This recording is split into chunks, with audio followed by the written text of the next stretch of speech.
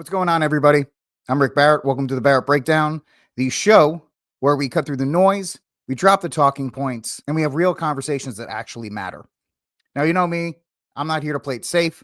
I'm here to ask questions that most people will avoid and give my guests the space to speak their truth, whether it's politics, whether it's culture, faith, freedom, pop culture. This show is about honest talk from real people who aren't afraid to challenge today's narrative. Now, speaking of which, today, my guest is somebody you're definitely going to want to hear from. His name is Paul List. He's been called the Tolkien code cracker by none other than Glenn Beck himself. We're going to dive into Tolkien, AI, and Catholicism, and much, much more. And believe me, by the end of this conversation, you're going to be thinking about a whole lot of things very, very differently. So sit back, grab a coffee, a smoke, whatever you'd like to, and get ready because the Barrett Breakdown is about to get started. And we are going to welcome tonight's guest, the one and only Paul List. Sir, thank you for being a guest here on the Barrett Breakdown. How are you, sir? I'm good. In our 6 or 7 inches of fresh snow here in northern Vermont. Welcome to winter. It's a white Thanksgiving, I guess, going to be. So for me, as a native New Englander, I'm originally from Rhode Island. I love that, you know, because here in Texas, we're never going to see that stuff. So for me, it's great to hear, but it's also a little heartbreaking at the same time, but because we don't get snow, we just get freeze. Yeah. But hopefully you're nice and cozy and you're nice and warm up there. Those houses are ready to take that kind of heat. Oh, yeah. But once again, thank you for being with us. And so, Paul, I want to give you a chance to introduce yourself to our audience and give them a little background on you and what led you to pursue Tolkien's work. Well, I'll describe myself as very difficult. I'm self-employed. It's the worst question. It's like, Yeah. it's when somebody in an interview says, tell me a little bit about yourself. And you're going, I don't know.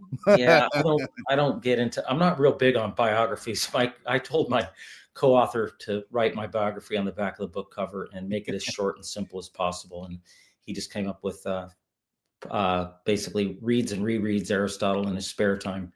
Yeah. And Aquinas, you know, and that was good enough for me. I've always been a lover of learning and understanding. Therefore, I did not get along very well in the public school system, and I hated it. I love to learn, but it was very obvious in the public system that there was no learning involved. It was just downloading programming. Even, you know, in the 60s, late 60s and 70s when I was in school. And I just opted out. I mean, I graduated, but I put nothing. I mean, I did very well in sports, but that was the extent of my school interest, and also musical things. I played the viola and whatnot. So then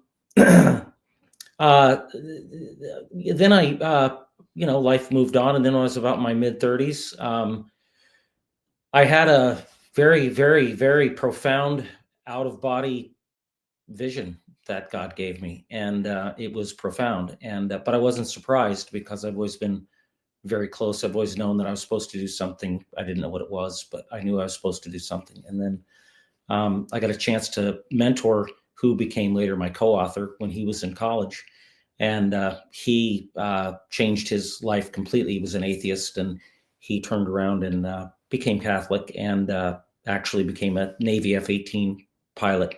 And then taught at the Naval Academy for a few years at the end of his military career. And then he helped me write the book. And without him, I would have never, I mean, I'd written essays and whatnot. I gave him the essays, and then we worked together diligently over a couple of years in chunks of time, maybe a weekend or a few days together. So but we got the book out, and I've always been very, very interested in the Tolkien mythology, like a lot of people that love good literature and a great story. But I always knew, like most people, I think that there's something deeper here. There's just something going on that, nobody's really figured out. So I had given myself a scholastic education after that vision, because God put his hand on my shoulder and his holy foot right where it belonged, and put the fear of God in me to read. And I did, and I read a lot. I really wanted to understand what was going on in the world. And so I gave myself a really scholastic education, and scholasticism is, rooted in Aristotle and Augustine and the fathers, church fathers and doctors, and then of course to the apex with Aquinas. And then when I turned all this reading that I'd done and educating myself for about 25 years or so, I turned it to the Tolkien mythology, and it just opened up in front of me. It just flowered, like everything just fell into place as perfect as can be. And there's no denying it. Everything just lines up. It's a scholastic psychological saga that's going on. Middle Earth is actually the material brain, and all the characters and attributes, the scholastic attributes of psychology, are given character, from Gandalf to Frodo and Aragorn and the dwarves and everybody. And I can go through and explain who they are and what's actually going on. And it's really, really, it's very fascinating. If people thought the Tolkien mythology was beautiful at all before, once you read my book, it's just blowing people's heads off. Which actually is if you wanted to just, I'll pause that for a second, because this is my fault. I actually didn't introduce the book that we're going to talk about tonight. Okay. Mount Doom, the Prophecy of Tolkien Revealed. And we're going to deep dive into this book as well with author Paul List here.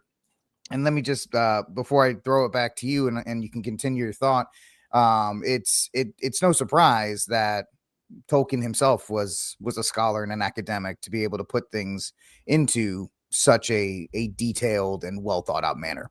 Absolutely. Well, he had a real scholastic education, a brilliant man, and a wonderful imagination. And frankly, the most important thing was his faith. He was deeply Catholic, traditional Catholic. But he, of course, saw what was coming with Vatican II and whatnot. The attacks on the church and the modernists attacking the heart of the Western civilization, which is the traditional Latin Mass. They'd been attacking it for a long time. So he saw the writing on the wall, and he worked all that in. And he just wrote the mythology and said, "Oh, it doesn't mean anything. Don't try to make anything out of it. And by the way, I cordially dislike allegory." And people take that all kinds of strange ways, because I think most people really don't want the responsibility of really knowing what the mythology is about, because it's demanding. And I think that he knew that if he just wrote it, produced it, and cast it into the future, that in God's time, God would find somebody, select somebody as unworthy as I am. That's what happened. And to figure it out. And I did. And he knew that it would be right at the time to intersect with exactly what he designed it to intersect with, and that's artificial intelligence. Yep. We're going to get into all that as well. I mean, that's a subject I've been following carefully for the last year, because and we'll get into this more. A lot of people are dismissive of it, and then there's people on the other end that are just like, it's going to be the apocalypse.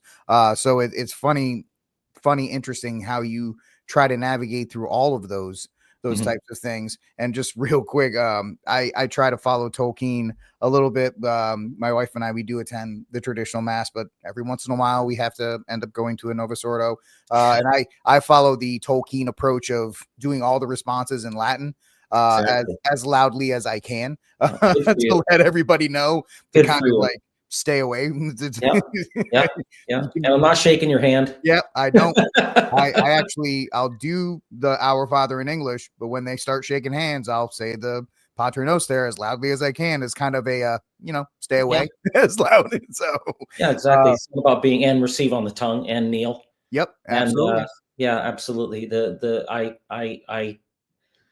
I have to be very blunt about my opinion of Vatican II as an absolute. It was an absolute open dumpster fire. And it was it a legitimate council? Sure, by all the rules and regulations.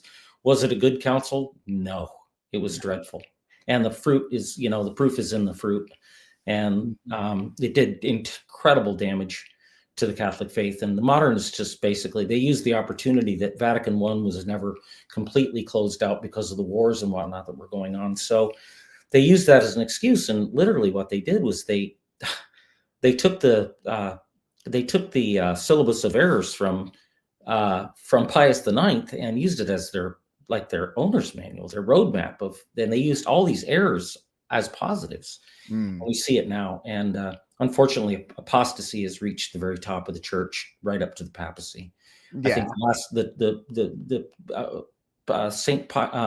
John Paul II and Benedict both tried their best to straddle the divide that was coming, and then Bergoglio just was outright in your face, an apostate and a heretic. So Was he the Pope? Sure. And yeah, Provost was just right following him. I was He's actually just about to slightly ask less, you that yeah, follow up. What are your he's just a thoughts? slightly less repulsive Bergoglio. Mm. Yeah, the hopes of Pope Leo XIV were they were dashed pretty quickly, and it's very interesting how he tries to appear to straddle the Yeah. line by doing the pater in Latin at the mass and the vestments and everything like that. But at the same time, I'm not a huge fan of Pope interviews. I think our Pope should just stick to writing encyclicals and kind of not do any media interactions, because every time they do, I don't have any hair. I actually had a full head of hair when Pope Francis became Pope. Yeah. But after a while, it was just like Pulling your hair out. Yeah. kind of deal. Yeah. And it was really just the hair pulling up. Well, no, he didn't mean it that way, and so, and unfortunately, it seems like Pope Leo XIV is kind of continuing that.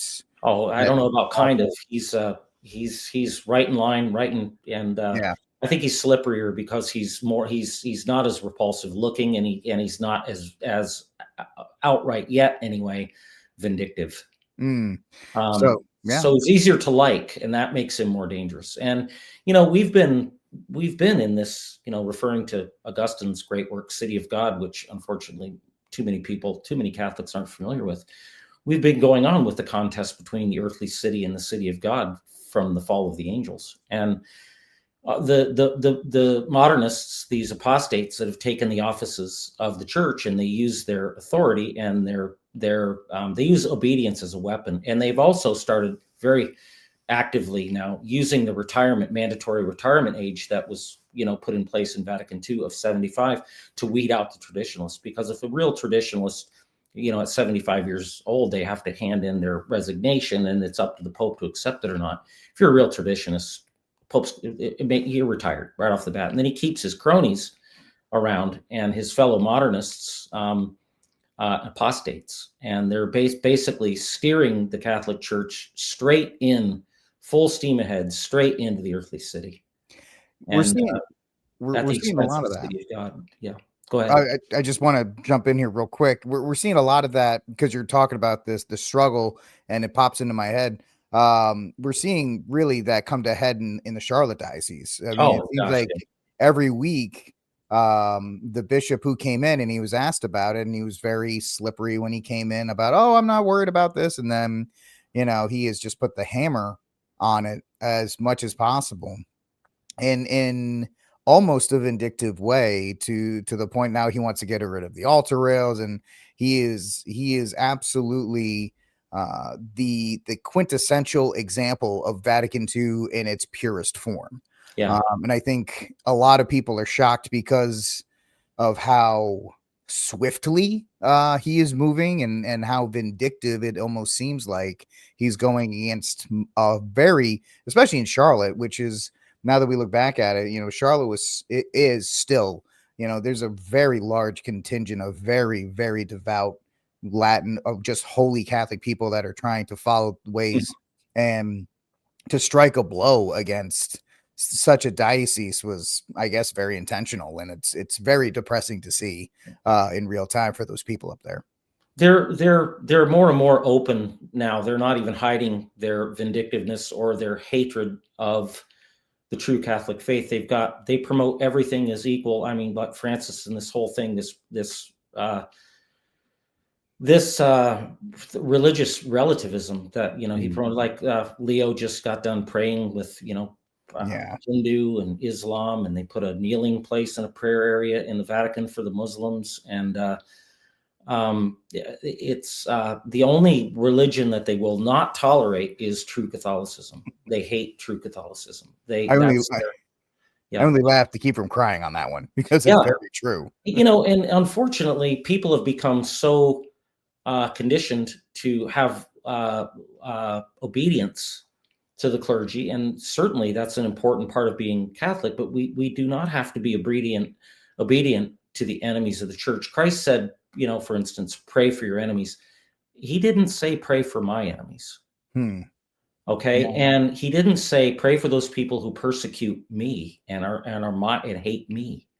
Okay. I'm not saying that we shouldn't, but I think that it's very dangerous and extremely naive and very counterproductive to keep pretending like we're supposed to be obedient to a person who is an open apostate and a heretic and a hater of the Catholic Church. And most of the curia and the papacy has been commandeered by the modernists. And, I have deep respect for the offices, but I can't bring myself to have deep respect for the people who are using those offices with the sole purpose to lead souls to hell and destroy the church. And that's exactly what they're doing. And Tolkien saw that coming. Speaking of which, let's roll this back into the book that's we're here to talk about, which is Mount Doom: The Prophecy of Tolkien Revealed. It does sound like a very bold claim. Is what we're seeing with Vatican II part of this prophecy that you think Tolkien was talking about? Are we? And of course, you talked about it earlier, that the AI, just as a bolt, like a 10,000-foot view of the working title. What is the title representative of? Well, it's a representative of his whole intent for his mythology. And I know it's a bold statement to say that I've figured it out and nobody else has, but it just happens to be true. I didn't certainly do it on my own. God provided for me because it was in God's time that it be revealed now. And it's a prophecy of where the Western world, because Arda, if you're familiar with the mythology at a deep level, including familiarity with all the events and the characters in the Silmarillion. Let's say I'm not. Okay. Middle Earth is the material brain. Everybody knows Middle Earth. That's where everything goes on in the destruction of the ring. Middle Earth is the material brain. It's laid out according to the old Victorian pseudoscience called phrenology, where they claim to know where different things were, different areas of the brain and the head were responsible for different attributes of the psychology. And so he used that as his map. He said, I very cleverly, very wisely started with a map, but he didn't start with a map of the world. He started with a map of this map of phrenology, and we show it in the book. And his Middle Earth is the material brain of the world that he calls and named Arda. And he uses words are very important to a philologist, of course. He used world, not in this world, and that's what everybody's gone astray from. He used it in the secondary etymological meaning, which is the lifetime of a man. It's his world. That's Tom's world, okay? Or that's Rick's world, or that's Paul's world. And we all have that essence, essentially how we perceive things and how we experience things, and to a large degree, and how we understand things. That's our world to us. The further it drifts from the truth and Christ, then the less real and the less valuable that world becomes. But the world he named Arda, and that's the character. So the whole mythology is about the generation of a single human soul, body and soul, a substantial unity, as Aquinas calls it, and then over time it winds up becoming divided by Descartes' dualism. So the whole it's a psychological mythology. It's not about this world. Arda becomes a representative soul, person, human being, not a real person, but a representative of all of Christendom, all of Western Christendom. And at the time of the destruction of the ring, it has become transhuman. And it's got the microchip, and the microchip is the Tower of Barad-dûr in Mordor, and Mordor is back in the cerebellum, where the area they claimed was all fear and hate and crime, murder, and all that stuff. That's Mordor, and the Tower of Barad-dûr is the microchip, and Sauron is artificial intelligence, and the eye of Sauron is right out of Alan Turing's 1936 paper, where he invented the digital computer on paper. The eye is looking for the One Ring, and the One Ring is binary code, the language of the machine. Go figure, the world's greatest philologist would make the focal point and the whole focus and the danger on the language of the machine, and against the other language, the language of creation, which is the harmonic overtone series. So because art is made up of music, if you're familiar with the Silmarillion, Iluvatar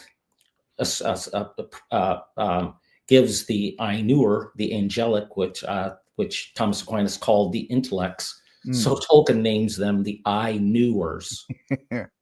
I knew. Isn't that's It's pretty he's just crafty. really crafty, and so many things like that. Once you understand the mythology from a scholastic point of view, which was what Tolkien had, he had a very diligent scholastic education as an orphan child when his very holy martyred mother died for the faith and left him and his brother Hilary in the guardianship of Father Francis Morgan, who happened to be the personal secretary to John Henry Newman for 25 years.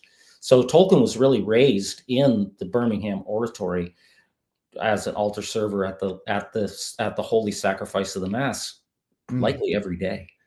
And it left a huge, deep impression on him. And of course, what left the most impression on him was the fact that his mother had found the faith and left Protestantism behind, which greatly irritated both sides of her family. Arthur, her husband, had died in South America, and she had 2 young children. She needed the support of both sides of her family, and she was denied unless she returned to Protestantism, and she didn't. And she basically died of a very treatable form of malnutrition, which wound up being a form of diabetes. But she died for the faith, and she left her children in the guardianship of Father Francis Morgan, because if they went back to their family, they would have become Protestants. Yeah. So that left a deep impression on J.R.R. Tolkien. And he was a brilliant man with a brilliant imagination and a wonderful education at the hands of the oratory there, where Belloc was a alumni. So that these are the type of people that he was influenced by and educated by. So he had go ahead, Rick. No, finish your point. Finish your point. Yeah. So the reason I'm fascinated, so please finish the point. the reason that the mythology has never been seen for what it is actually is until now is because nobody studies scholasticism anymore, not as a philosophical engine that drives your comprehension and your understanding and making connections. We've been so thoroughly infected by Descartes and the sophists and intellectual adolescence of the Enlightenment that we have been, but most people, 99% of the West has been completely polluted with this post-Reformation Enlightenment education that really started with Francis Bacon right out of the Reformation. And he wrote the guidebook and invented the new scientific method in his work, Novo Organum, which I've read twice, and I suggest people read it. And it really, really sparked the interest of Descartes. Descartes wrote it or read it 20 years after its publication. And then he wrote his Meditations, which are very revealing of his psychology and Bacon's influence on him. And then he went off and essentially sparked the Industrial Revolution, which is the age of the machine. And now at the end of the age of the machine comes into full confluence with a couple of things: the information age and also Darwinism, and has a huge effect on the modern psychology. And it leaves humanity in the West wide open to just dive headlong into transhumanism. And we're really, really, really at risk. Yeah, that's all absolutely fascinating. We'll go with this. I'm not a scholar. My depth of Tolkien and the Lord of the Rings is the Peter Jackson movies and a little bit below that. So just to let you know what you're I'm dealing with. Yeah, who you're playing paddleball with here. That's okay. It's like Forrest Gump playing like a 5-year-old. It's not really. I'll make a quick statement about the movies. The first 3 movies, the original ones, were incredibly well done. The score was really good. The acting and the flavor, they got the flavor really, really well, the feel for the movie.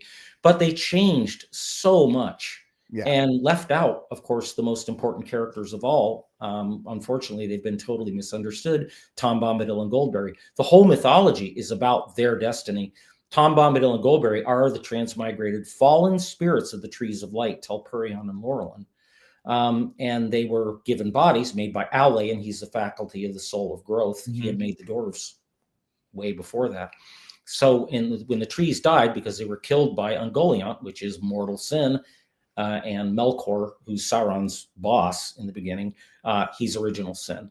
So the mind is darkened because the trees of light are the free will and the rational intellect, and they were in a state of grace when they were blossoming, and they were actually waxing and waning according to the circle of fifths, or the spiral of forces, I call it in the books, modulation, musical modulation. And the days represent, each hour represents one note of the chromatic scale of Western music. So Tom Bombadil and Goldberry are the fallen spirits of the trees of light, and they are the whole point of the whole mythology, as Tolkien said in the Ainu Lindale, the beautiful opening chapter of the whole mythology of the Silmarillion, where he says that about they were the highest things that were made, the two trees of light, and it's about their destiny, that the whole age, the Eldar age, he calls it, is about. And they died very, very early in the mythology, so that doesn't make any sense. Well, they were given new bodies. He doesn't say that, but I obviously I figured it out. And so Tom and Goldberry are, and Tom is the rational will, the free will, and that's why he can do anything he wants. And Goldberry is the rational intellect and the conscience. And they decide, the will and the conscience decide at this state in Arda's life with the microchip, they decide they're going to change. They're going to get out. They're going to get rid of this, and they're going to become more human again and reclaim their humanity. So what do? They call out of the Shire. They call the habits, and hobbits are habits. And the four main hobbits that we know so well, Frodo, Sam, Pippin, and Merry, are the cardinal virtues. And temperance is Frodo. Fortitude is Sam. Yep. And Pippin and Merry are from the outside. They're not from the Shire. They're from Tookville and Buckland. Yeah. And they're the exterior virtues of prudence and justice. And Tom and Goldberry call them out and feed them very well because they're appetitive virtues. Okay. Yeah. So Tolkien gives them a great appetite. They always want to eat. That's how, this is just another really funny thing that he does. So he calls them out, and they instruct Goldberry and Tom, the will and the rational intellect, instruct them and then send them on a quest to destroy the ring. And so they get involved with the Fellowship, and the Fellowship are the fundamental agents of our psychology that are most involved in this. The wizards are the way in which man acquires knowledge, according to Aristotle's Nicomachean Ethics, and they are the wizards. And Gandalf is philosophical wisdom. Saruman is practical wisdom, who's taken over academia, because the Isengard, the Tower of Isengard, is the blackened ivory tower, and the halls of science are the mines of Moria, and because dwarves are scientific knowledge. So they have Gandalf, and they have Aragorn is high reason, and that's why he's the natural king of the rational soul, and that's why him and Gandalf are inseparable. Philosophical wisdom and high reason. High reason contemplates the eternal. And then they also have Boromir, who's from Gondor, and Gondor does represent in the psychology the place and the condition of the Catholic Church and the faith. And at the heart of that is the white tree, tree that can't be tended. It can't be tended, and it's the TLM. It's the Mass. Okay, we're gonna definitely the Mass. We're definitely gonna get into that more. So and then elves are faith. Yep. Men are reason. And the whole thing is a response to Leo the 13th's profound encyclical Aeterni Patris, recalls the West out, tries to call them out of the fallacies and the folly and the suicidal ideas of the Enlightenment, call them home, call them back to Aquinas. And it's all about the reunion of faith and reason, and Aragorn being high reason, the last of the high reason, the last of the true kings of the soul. And Arwen, who is Elrond's daughter, she's the last of the daughters of faith. And when they re-wed, that's finally the reunification of faith and reason, which brings Beren and Luthien, people that know the mythology, Beren and Luthien's heirs back together. And what do they find up in the hill on the mountainside, just where the snows are receding? They find a sapling of the white tree, and they take it and plant it back in Gondor. That is So absolutely the destruction of the ring. The one ring is binary code. That's the language of the machine. So the whole thing is about to destroy the language of the machine, because everything that our digital age, everything, whether it's virtual reality, artificial intelligence, the surveillance state, self-driving cars, digital money, you name it. Everything relies on ones and zeros, the language of the machine. It's the only thing the machine doesn't understand anything, but the only thing that it can operate with is on off. Very complicated on off. Okay.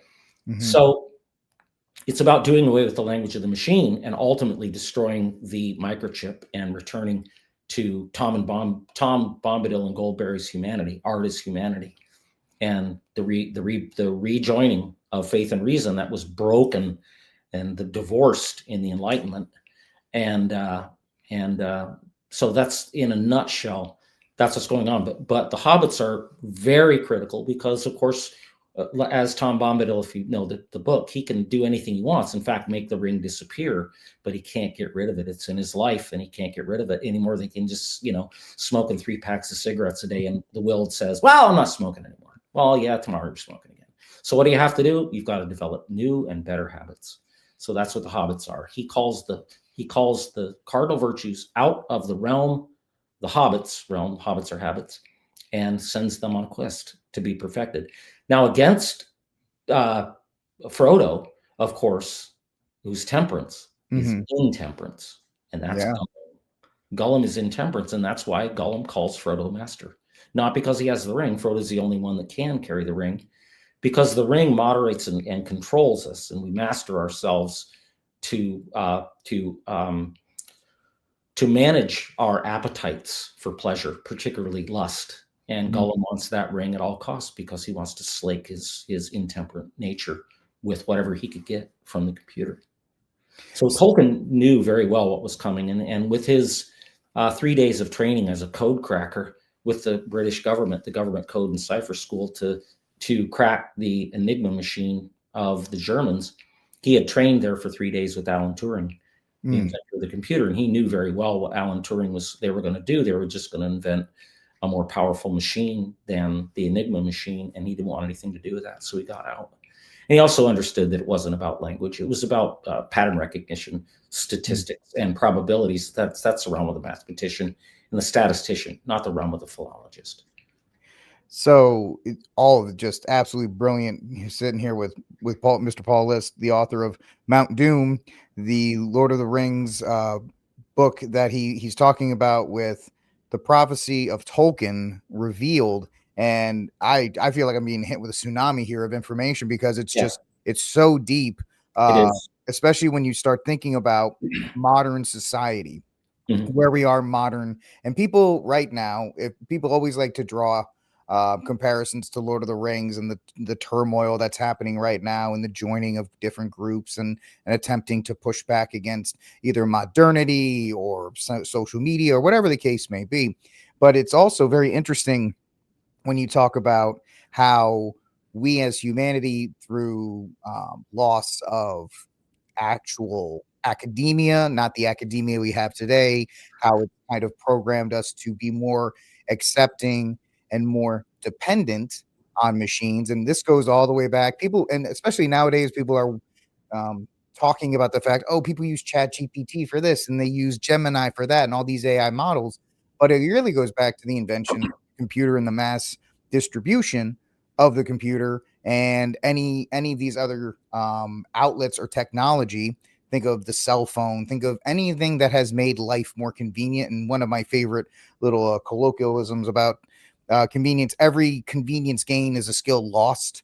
And we're seeing that more and more. And we have great organizations like the Catholic Land Movement, actually up your way in New York, that are trying to get Catholics back to the land. And we're seeing that kind of pop up. We're seeing despite the fact it's trying to be suppressed, the reignition and the devotion towards the true mass and all of these things. But also it goes more besides that spiritual battle that we're obviously having here, whether, how do we face off? There's also the academic battle. There's the cultural battle against AI and machines that we've been fighting since social media really came on the map in the early 2000s. And how that has it's a joke online now where people will say, oh, we were the last generation to have a normal childhood before social media came up. And there really is that dividing line, Mr. List, between people who didn't have a tablet in front of them, did not have an Instagram account when they were 5. And these, I have nieces and nephews that grew up with tablets in their face and going to school with computers and so things. I was actually a teacher for 8 years in the public school system here in Texas. Mm. And the one of the public school system's great calling cards is always look at the technology that we have in the room. Yeah. And that was one of the ways to incentivize getting your kids out of even Catholic schools or homeschooling. Look at the technology we can give you. Look at these, and how technology has always been promoted as giving you a better life. And yet Nothing could be further from the truth. I was about to say, we're soaked in technology right now. Yeah. We are as soaked. You can't get away from it. Whether your fridge talks to you or your washing machine watches how many steps you take in a day, everything is monitoring, telling you what to do, telling you what to think, and it is so far away from what humanity really should be, which is focused on God and the earth and each other. And this technology has destroyed us politically, it's destroyed us culturally, it's destroyed us spiritually.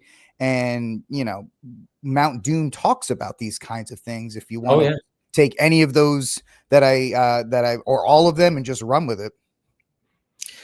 Well, when you said the machine, it offers this convenience, and it's one skill lost at a time. The thing let's go back to Augustine again, back to City of God. The reality of the earthly city persecuting the city of God. We'll just go right back to Cain, is the founder of the earthly city, and Abel, who he killed. I mean, so the persecution is real.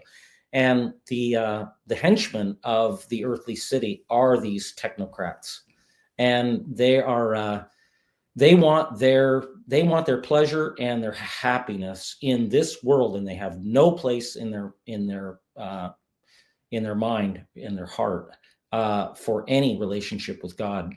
But the city of God puts our hope and our faith and our love in the hereafter, which means we certainly don't not care for here, but we don't have all of you become a very dangerous little person, very dangerous and Gollum-like, when you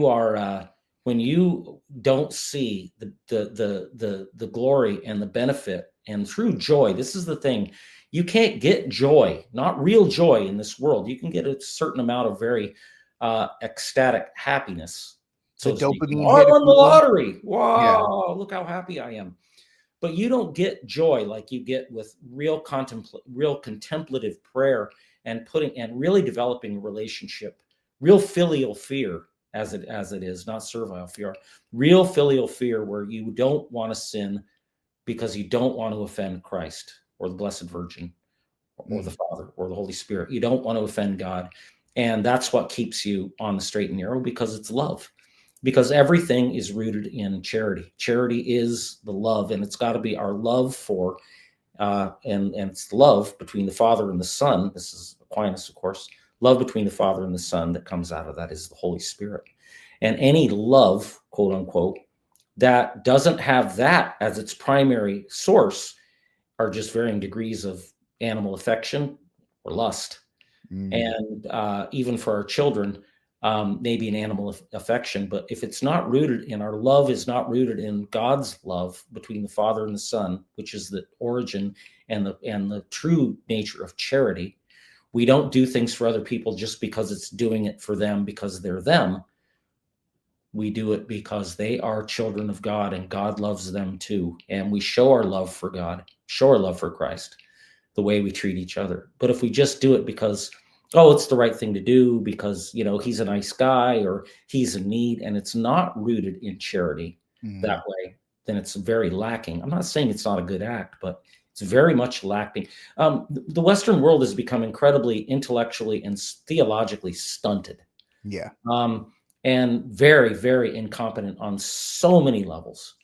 And it's largely, it's planned. It's been planned. A character that plays very large in Tolkien's mythology is John Dewey, who, anybody who's familiar with John Dewey in the early 20th century, he was a very second-rate philosopher, psychologist, come right out of my town here in Burlington, Vermont.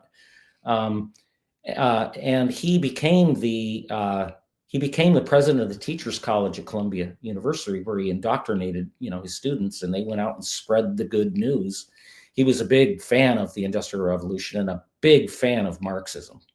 And he was a socialist. And Tolkien uses him as a character, and he is in the image. His image is Saruman. And Saruman has taken over academia, practical wisdom.